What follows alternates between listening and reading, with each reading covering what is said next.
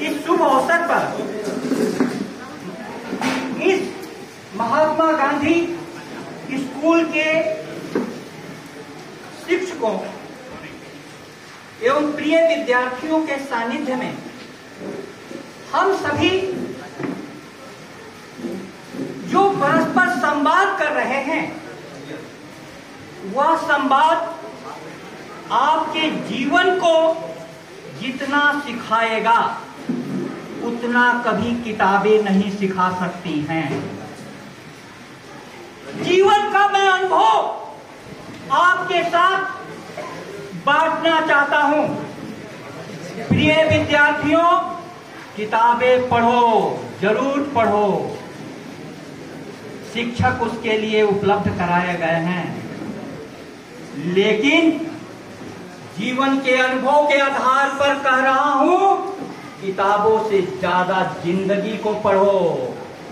उसके लिए जीवन में गुरु होता है जो आपको जिंदगी को पढ़ाएगा।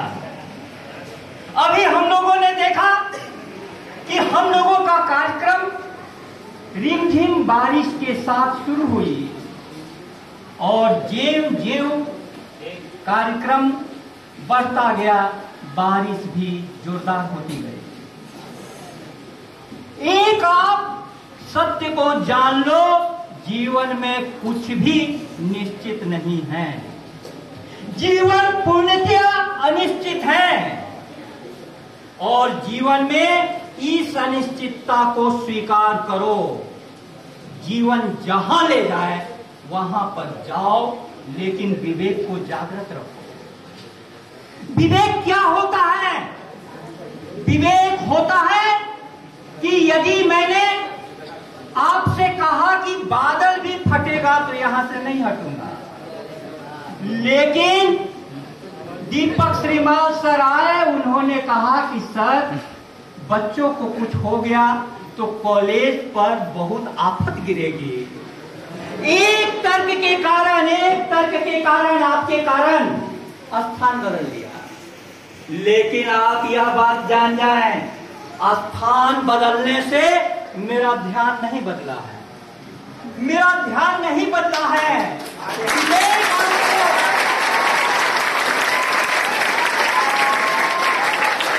आपको विवेक जागृत रखना है, इसलिए मैंने जो कहानी शुरू की थी उस कहानी को फिर से शुरू करूं। एक गुरु अपना वसीयत लिख करके मरा कि मेरे पास 17 ऊंटें हैं। मरुस्थल में ऊंटें बहुत बड़ी संपत्ति होती हैं। मरुस्थल में ऊंट बहुत बड़ी संपत्ति होती है। इन 17 ऊंटों में से 1/2 भाग ऊंट प्रथम श्रेणी आने वाले विद्यार्थियों को दे देना। 1/2 और 1/3 भाग ऊंट सेकेंड डिविजनल स्टूडेंट्स को दे देना और 1/9 भाग ऊंट किसको दे देना? अब आपको ध्यान रखना है, अब 17 ऊंटों में से 1/2 ऊंट कितना होगा बताइए? कितना होगा 1/2 17 में से?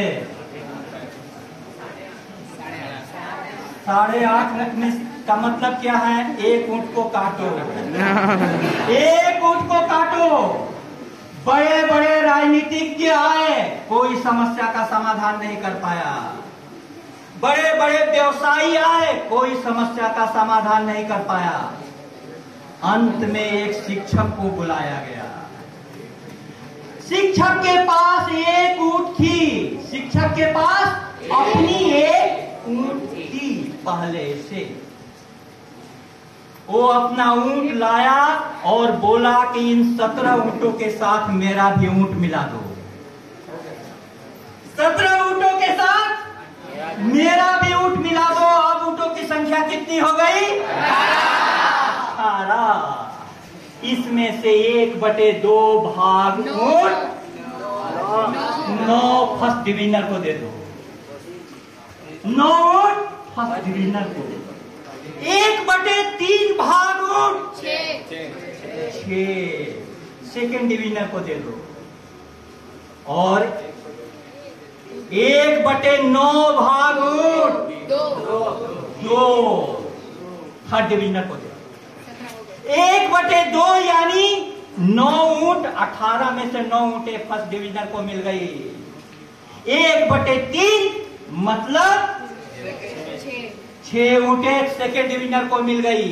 1/9 मतलब 2 ऊंटे थर्ड डिवीजन को मिल गई। 9 6 15 प्लस 2 17 बट गई। और शिक्षक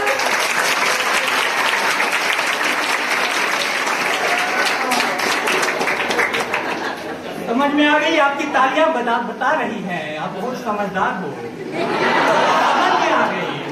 और शिक्षक अपना ऊंट लेकर के चलता बना। जिस दिन शिक्षक अपने जीवन का ऊंट अर्थात सारी संपत्ति बच्चों की समस्या के साथ मिला देता है और उसका सही ढंग से समस्या का समाधान कर देता है, उस दिन शिक्षक कुछ घटता नहीं है, अपनी सारी संपत्ति लेकर के चला जाता है।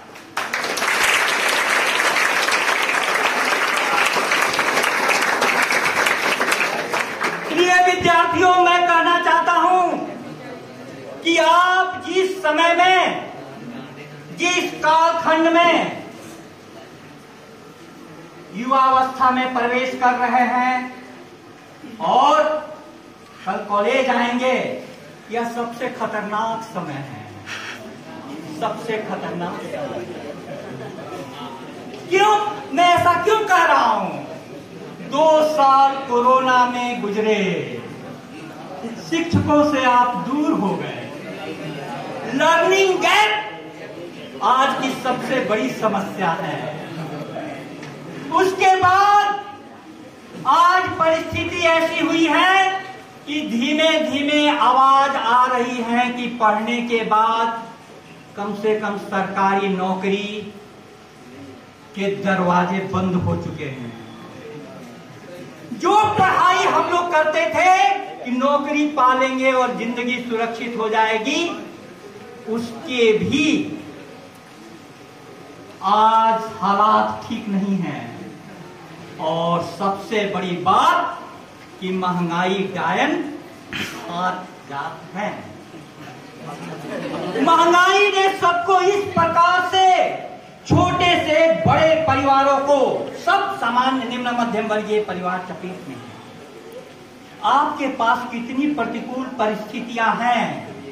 एक विद्यार्थी ने हमसे पूछा कि सर, इस हालात में हमारा क्या होगा? अग्निवीर योजना जब लाई गई तो एक विद्यार्थी जिसने फिजिकल टेस्ट पास कर लिया था और मेडिकल टेस्ट पास कर लिया था, सिर्फ ज्वाइनिंग का इंतजार कर रहा था, हरियाणा का वो लड़का सुसाइड कर लिया, क्योंकि उसको लगा कि हमारे अब तो नौकरी है ही नहीं। उस दिन मैंने एक लेख लिखा था, मैंने कहा कि तुम्हें लगता है ऐसा कि जिंदगी खत्म हो गई, लेकिन जब भी ऐसा लगे कि जिंदगी खत्म हो गई, किसी टीचर के पास पहुंच जाना। उस समय जरूर पहुंचना टीचर के पास, टीचर के पास जाना। उसके बाद भले फंदे पर लटकना हो तो लटकना, लेकिन टीचर के पास जाना, एक बार जाना। मैं क्यों कह रहा हूं? मैं कोई किताब की बात नहीं बोल रहा हूं, मैं जीवन की बात बोल रहा हूं। जीवन, जब मैं आपके समान 10वीं का विद्यार्थी था, तब मैं बिहार अंडर 19 खेलने बिहार से मोहाली गया था। और जब मैं बीए का विद्यार्थी था चरम पर क्रिकेट के, तो मुझको 3 साल का बैन लगा दिया गया। 10 घंटा खेलने वाले व्यक्ति को 3 साल खेलने को नहीं मिलेगा, उसकी जिंदगी में इससे बड़ा अंधेरा और क्या हो सकता है? मेरे जीवन में ऐसा अंधेरा आया कि एक सप्ताह तो मैंने सूरज देखा नहीं। लेकिन मेरे ताल्लुकात कुछ ऐसे लोगों से थे जिनके पास मैं जाया करता था। हमेशा अपने से बड़े लोगों के पास जाओ, बैठो, उनकी बातें सुनो। जब जीवन में इतना घनघोर अंधेरा आया कि मैं क्या करूंगा, मेरे रोम रोम से एक ही आवाज उठ रही थी कि वर्षों की कठिन साधना के साथ प्राण नहीं क्यों लेते हैं। अब किस सुख के लिए मुझे धरती पर जीने देते हैं। 10 साल 10 घंटे प्रत्येक दिन की साधना आपने रोक दी। तो एक सूरज हमारे पास शिक्षक के रूप में अवतरित हुआ। बोला कि इतना निराश क्यों हो? बोर्ड में कितने परसेंटेज आए? मैंने कहा 70%। आईए में कितने परसेंट आए? इंटरमीडिएट मैंने कहा 73%। बीए में कितने परसेंट आए? मैंने कहा 70%। बोले कि तुम अब आगे खेलने को नहीं मिलेगा, पढ़ो पढ़ो, पढ़ाई में भी तुम अच्छे हो। मैंने कहा कि नहीं, मुझे खेलना है, मैं खेलने के लिए ही पैदा हुआ हूं। खेलना चाहते हो? हाँ। क्रिकेट ही खेलना है? हाँ। तो दूसरा स्टेट चेंज कर लो, बिहार से बंगाल चले जाओ। सब्बा करीम उसी साल बंगाल चला गया, सौरभ गांगुली से उसकी दोस्ती हो गई। मेरे पास जाने को पैसे नहीं थे। तब उन्होंने कहा कि सीडीएस कंबाइंड डिफेंस सर्विसेज का एग्जाम होता है जिसमें क्रिकेट की टीम है सर्विसेज की, तुम वो एग्जाम पास कर लो तो तुमको वहां पर एक तो लेफ्टिनेंट हो जाओगे और क्रिकेट खेलने का मौका मिलेगा। मैं खेलने के लिए इतना पढ़ा कि वो परीक्षा 4 बार पास किया। 4 बार।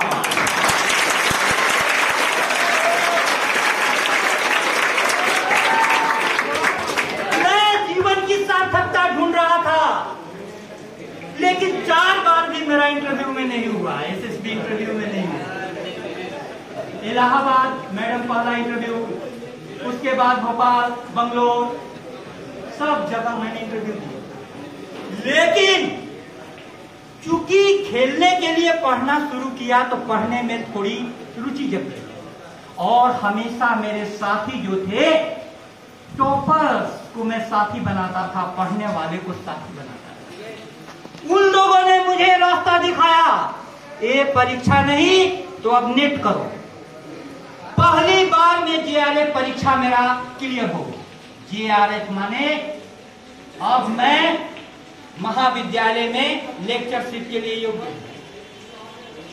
मैं क्यों उदाहरण दे रहा हूं? आज मैं गुरु पूर्णिमा के दिन कुछ सलाह देने वाले टीचर को, उन साथियों को,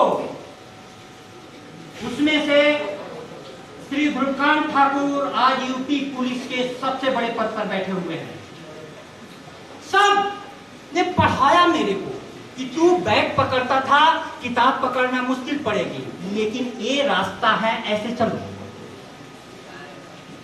रात में एक सितारा भी बहुत होता है, रात में एक सितारा भी बहुत होता है, आंख वाले को इशारा भी बहुत होता है,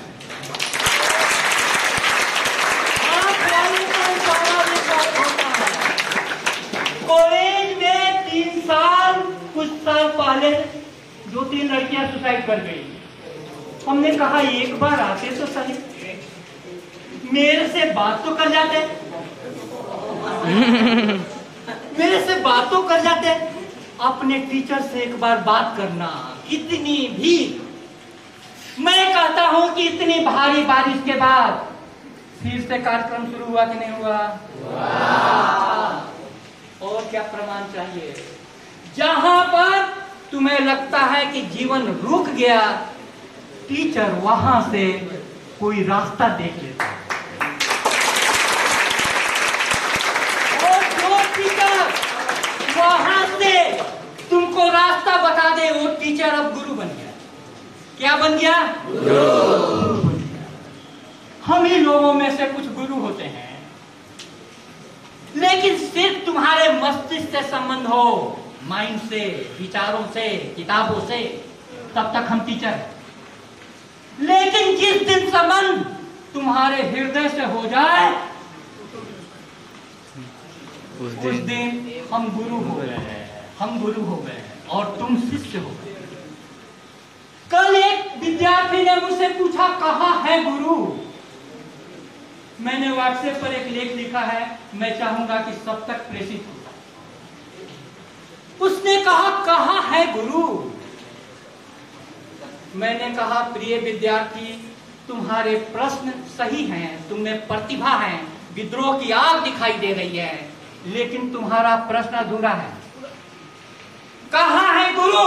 तुम जब आसाराम जी को, राम रहीम को देखते हो तो ये सवाल पूछते हो, कहाँ है? मैं कह रहा हूं, दूसरा पहलू यह है, मैं पूछता हूं, कहाँ है शिष्य? शिष्य कहाँ है? तब एक आंसर कंप्लीट होगा। आंखें चाहिए टीचर को ढूंढने के लिए, और गुरु को ढूंढने के लिए तो दो आंखों से काम नहीं चलेगा। गुरु को ढूंढने के लिए तो तीसरी आंख चाहिए।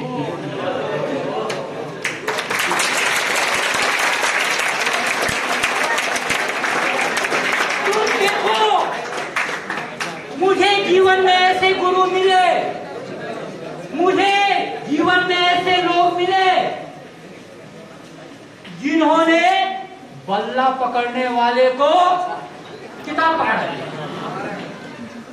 और किताब पकड़ने वाला भी मुझको सिर्फ मौका मिलना चाहिए।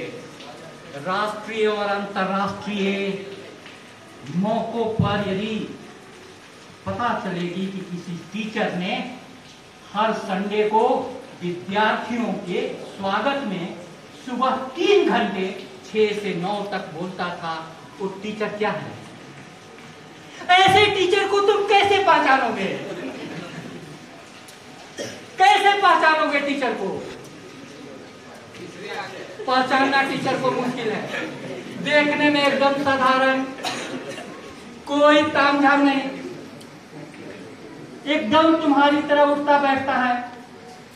लेकिन प्रिय विद्यार्थियों, तुम्हारे पास तीसरी आंख हो तो तुमको पता चल जाएगा कि कौन टीचर तुमसे प्रेम करता है, कौन टीचर प्रेम करता है। इसलिए मैंने उस विद्यार्थी को कहा कि तुम देखो तुम्हारे पास प्यास है कि नहीं, प्यास जगाओ, पढ़ने की प्यास जगाओ। बांसवाड़ा में 25 साल 26 साल मेरे को हो गए। बांसवाड़ा में ट्यूशन की प्रवृत्ति और पासबुक की संस्कृति इसकी नींवों को खोखला कर दिया। ट्यूशन की प्रवृत्ति और पासबुक की, यदि प्यास हो तो स्वाध्याय की प्रवृत्ति होगी और मौलिक पुस्तकों की संस्कृति होगी। यदि आपने बुलाया है तो मैं कुछ बीज आपके हृदय में फेंक करके जा रहा हूं। उन बीजों को अपने हृदय रूपी भूमि में जाकर रोप देना और उन पर डेली खाद पानी देना। हो सकता है कि 10 वर्षों के बाद आओ और बोलो कि सर आज मैं जहां हूं वहां आपके उस दिन के लेक्चर के कारण, उस दिन के लेक्चर के कारण। मलाला का नाम आपने सुना है? लड़कियां मत सुनना।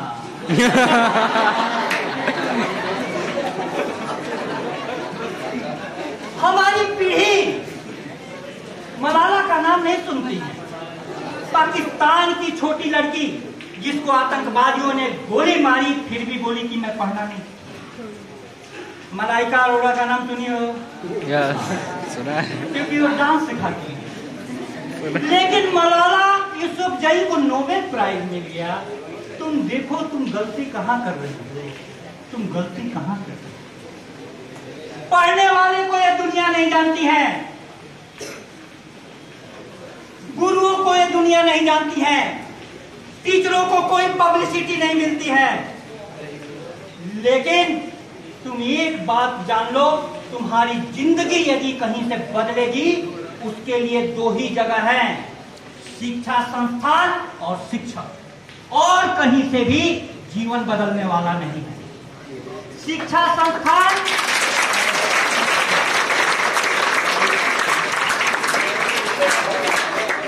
व्यास का मतलब क्या होता है?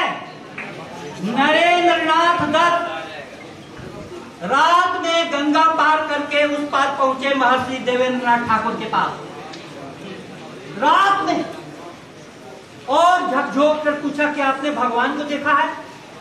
अब उनको भगवान को जानने की इतनी तीव्र इच्छा थी कि गंगा पार कर गए, वो भी रात में।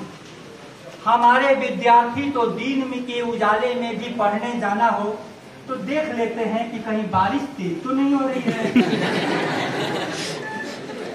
प्यास का मतलब आप समझिए, प्यास का मतलब आप यदि पढ़ने की प्यास जगाएं तो उस बारिश में भी पढ़ा जा सकता था, लेकिन मैं तो व्यवस्था से, सरकारी व्यवस्था से डर गया। उस बारिश में भी कार्यक्रम हो सकता था, क्यों नहीं हो सकता था? हो सकता था। अब हम लोग ज्यादा खतरनाक स्थिति में हैं, कपड़े भीगे हुए हैं और ऊपर से कोई बारिश नहीं। ये ज्यादा खतरनाक स्थिति। मैं एक छोटा सा उदाहरण दे दूं प्रिय विद्यार्थियों। जीवन बहुत छोटा है, फिर से तुमसे मुलाकात हो या ना हो, लेकिन ये अवसर मिला है तो प्यास का मतलब मैं समझा दूं एक उदाहरण से जो मेरे दिमाग में आ रहा है। मरुभूमि में एक सड़क बन रही थी, ध्यान से सुनना, मैं उन्हीं उदाहरण को सुन रहा हूं जो तुम तक पहुंच सके। टीचरों की मुझे चिंता नहीं है, मैं कुछ भी बोलूंगा टीचर समझ जाएंगे और मुझे कुछ सिखा देंगे, क्योंकि हीरे सब जगह बिखरे हुए हैं। मेरे जीवन को जिन्होंने संवारा, मुझे प्रोफेसर बनाया, उनकी नौकरी नहीं लगी, मेरी नौकरी लगी। आखिर ये क्या है? जीवन में बहुत सारी चीजें, कर्म के साथ भाग्य, अवसर, बहुत सारी चीजें जीवन निर्भर करता है। लेकिन आज भी जाता हूं तो उनके पैर छूता हूं। अब मैं आपको जो उदाहरण सुनाने जा रहा हूं, वो उदाहरण ये है कि सड़क के उस पार एक पौधा बड़ा हो रहा था। ईवेलो की टीम ने खोज की कि सड़क के उस पार जहां कोई पानी नहीं पहुंच रहा है, ये पौधा बड़ा कैसे होगा? उस पेड़ के जड़ों ने सड़क के नीचे से रास्ता बनाया और सड़क के उस पार चले गए, और उस पार पानी की पाइप लाइन जा रही। उस कोमल से टहनी ने पानी की पाइप लाइन पहुंचकर लोगों ने देखा कि उसमें छेद कर दिया और वहां से वो पानी ले रहा है। मैं ये उदाहरण क्यों कहना चाह रहा हूं? आप कितने भी कोमल हो और कंक्रीट का सड़क कितनी भी कठोर हो, आपकी प्यास नीचे से रास्ता बना ले। आप वहां कंक्रीट ही नहीं, लोहे के पाइप को भी छेद कर करके पानी देते। ये हर में छुपा हुआ है।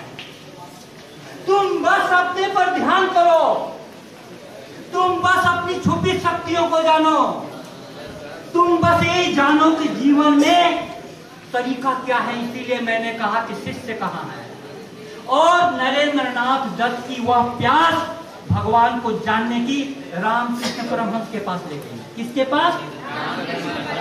आप सोच सकते हो कि भारतीय संस्कृति कितनी अद्भुत है। यूनिवर्सिटी का टॉपर नरेंद्र नाथ दत्त, यूनिवर्सिटी का टॉपर, और अनपढ़ रामकृष्ण परमहंस के चरणों में जाकर सर रख। आज तुम लोग की स्थिति क्या है? एक मेरे पड़ोसी अपने बेटे को 8 बजे उठा रहे थे कि बेटा उठ जा उठ जा। उसने कहा कि पापा सुबह सुबह दिमाग मत खराब करो। बोले कि 8 बज रहा है, ये सुबह नहीं है। अरे पापा आप तो कभी कॉलेज नहीं गए, मेरी कॉलेज 11 बजे से होती है, आप सोने दो। ये है नई पीढ़ी, पापा को बोल रहा है दिमाग मत खराब, और पापा 4 बजे उठ रहे हैं। मम्मी खाना बना रही है और लड़की आराम से उठ करके कॉलेज के लिए तैयार हो रही है। तुम एक बात जानो, हमारे पास तुम्हारे मम्मी पापा कुछ बातें तुम्हें समझा नहीं सकते हैं। तुमसे प्यार बहुत करते हैं, तुम्हारे हालात से दुखी भी हैं, लेकिन मम्मी पापा समझा नहीं सकते। वो समझाने की हैसियत शिक्षक अपनी तपस्या से अधिक करता है। शिक्षक समझा देगा तुम्हारी समस्या को, शिक्षक समझा देगा। तुम कैसी भी समस्या रखो, मैं यदि थोड़ा 5 मिनट उस पर बोलूं तो तुमको पता चलेगा कि हाँ मैं यही सुनना चाह रहा हूं।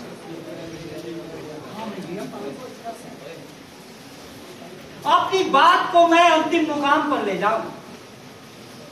एक विद्यार्थी मेरे पास आया, ऐसे विद्यार्थी आते रहते हैं। 25 सालों से आपके इलाके में हर संडे को मैं बैठ जाया करता हूं और सुबह में विद्यार्थी आते थे। बोला कि सर आपसे कुछ प्रश्न करना है। हम बोले कि बोलो। किताब का प्रश्न रहता तो सबके सामने कर देता। उसने बोला कि सर ये प्रश्न है कि अकेले में कर सकता हूं। हम बोले कि ऐसी क्या बात है, तुम सबके सामने करो, सबका फायदा हो जाएगा। उसने बोला कि नहीं सर, ये किताब का नहीं, ये दिल का प्रश्न। हमने कहा कि दिल का प्रश्न सबके सामने में नहीं हो सकती। दिमाग का प्रश्न तो सबके सामने में हो सकता है, दिल का प्रश्न सबके सामने में क्यों नहीं हो सकता? हमने बोला कि कहो, तो उसने चुपके से अकेले में ले जाकर बोला कि सर मुझको किसी से प्यार हो गया।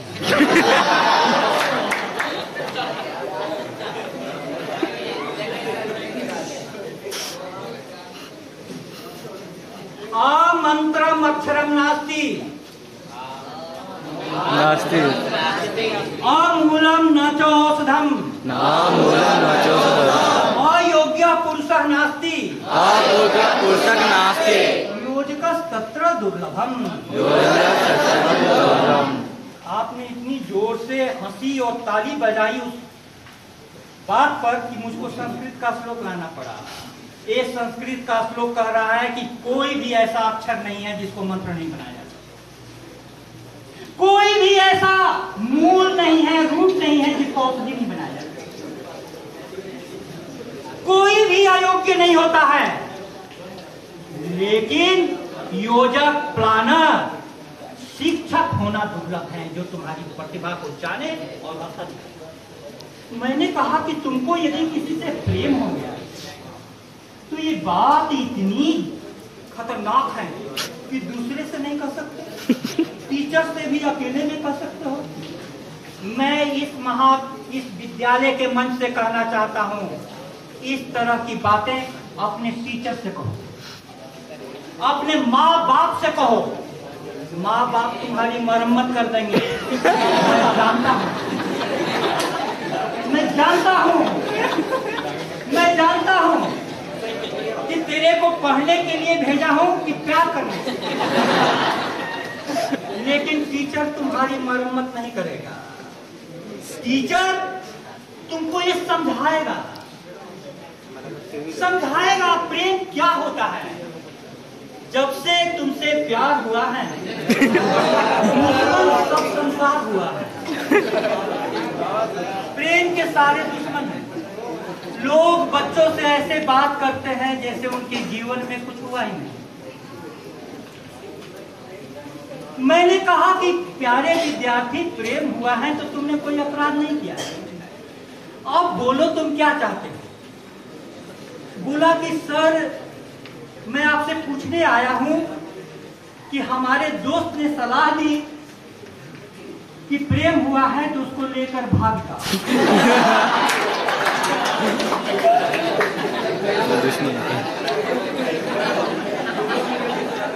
ठीक है, अब ध्यान से सुनना मेरी बात, ध्यान से सुनना। मैंने बात ही ऐसी छेड़ दी है कि अंतिम तक लोग गर्दन उठा करके देख रहे हैं मैं आगे क्यों नहीं बैठा। मैं रिकॉर्डिंग करा रहा हूं, सब उपलब्ध हो जाएगा तुम्हें। मैंने कहा कि तुम्हारा दोस्त तुम्हारे उम्र का है, जीवन की महत्वपूर्ण बातें तुम अपने उम्र के लोगों से पूछोगे तो अंधे अंधा ठेलिया दोनों को पड़त, अंधे ने अंधे को ठेला, दोनों कुएं में गिरे। हम बोले कि तुम लेकर के भागोगे तो उसको रखोगे कहाँ? जिंदगी तो यहाँ से शुरू होती है, प्यार तो परमात्मा शुरू करा देता है, लेकिन रखोगे कहाँ? उसने कहा, आश्चर्यजनक उत्तर दिया, बोला कि दिल में। हमने कहा कि तुम्हारा दिल है कि दिल्ली सल्तनत की महफिल है? अब ये बताओ, दिल में कोई रहता है? कोई आ जाए तुम्हारे दिल में कि थोड़ा मुझको प्रवेश करने दो, तुम्हारा हार्ट अटैक हो जाए। मैंने कहा कि प्यारे, यदि मुझको क्रिकेट से प्रेम था तो क्रिकेट खेलने के लिए मैंने पढ़ाई की और सीडीएस की परीक्षा पास कर लिया। तुमको यदि किसी से प्रेम है, उस प्रेम की शक्ति को पहचानो। और माँ बाप से बच्चे को प्रेम होता है तो माँ बाप की एक गरीब घर का झोपड़ी में रहने वाला बच्चा भी आईएएस हो जाता है, आईएएस हो जाता है। मैं जिस आदरणीय ध्रुवकांत ठाकुर जी का नाम लिया, मेरे फिलोसोफर फ्रेंड गाइड क्यों कहिए, उनकी माँ पागल हो गई थी उनके पिताजी के मरने के बाद। 3 बहनें थी, लेकिन पढ़ने की ऐसी ललक कि आज उत्तर प्रदेश के पुलिस कमिश्नर। मैं ये उदाहरण क्यों दे रहा हूं? इसी प्रकार से मेरे अरुण सिंह जी सब थे, वो भी दोस्त, पढ़ाते थे, चलते हुए पढ़ाते थे, हॉस्पिटल जाना है वहां पढ़ाते थे। अब मैं अपनी बातें समाप्त करूं ये कहते हुए कि तुम्हें जो ये प्रेम का मसला है, तुम ये बात जान लो, प्रथमेन अर्जिता विद्या द्वितीयेन अर्जितम धनम।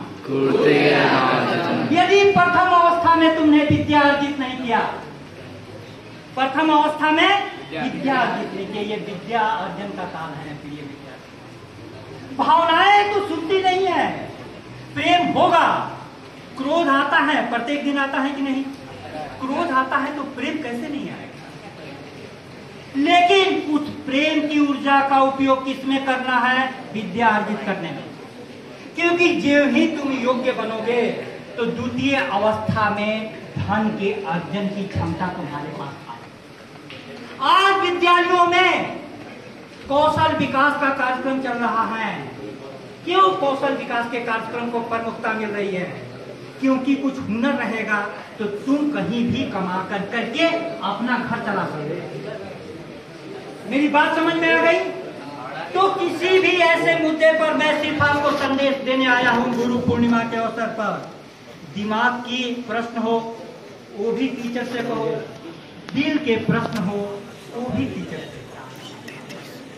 दिमाग का प्रश्न सिर्फ जो सुने वो शिक्षक, और दिल का प्रश्न भी जो सुने उसको मैं गुरु करता हूं। आप सभी ने इतने ध्यान से मुझे सुना और ऐसे महत्वपूर्ण अवसर पर आपने मुझ में विश्वास व्यक्त किया। नई पीढ़ी को संबोधित करने के लिए बहुत बड़ा अवसर है।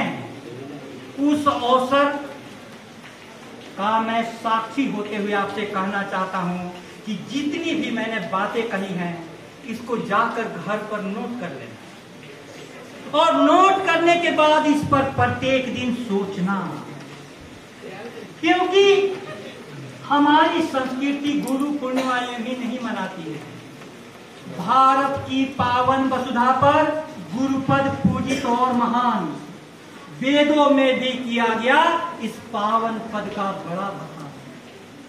देवों से भी पहले जिसका नाम उचारा जाता है, जो सच्चा पथ दर्शन देकर मंजिल तक पहुंचाता है। गुरु शिष्य का यह शुभ नाता सोचो पावन है कितना।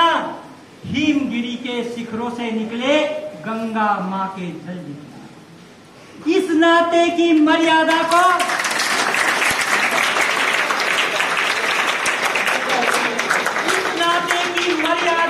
निभा सके हम कुछ ऐसे, गुरुवर राम कृष्ण बन जाएं शिष्य विवेकानंद जैसे। गुरुवर राम कृष्ण बन जाएं शिष्य विवेकानंद। आप विवेकानंद बनने की तैयारी कीजिए। राम कृष्ण परमहंस कहीं इंतजार कर रहे होंगे। बहुत बहुत धन्यवाद।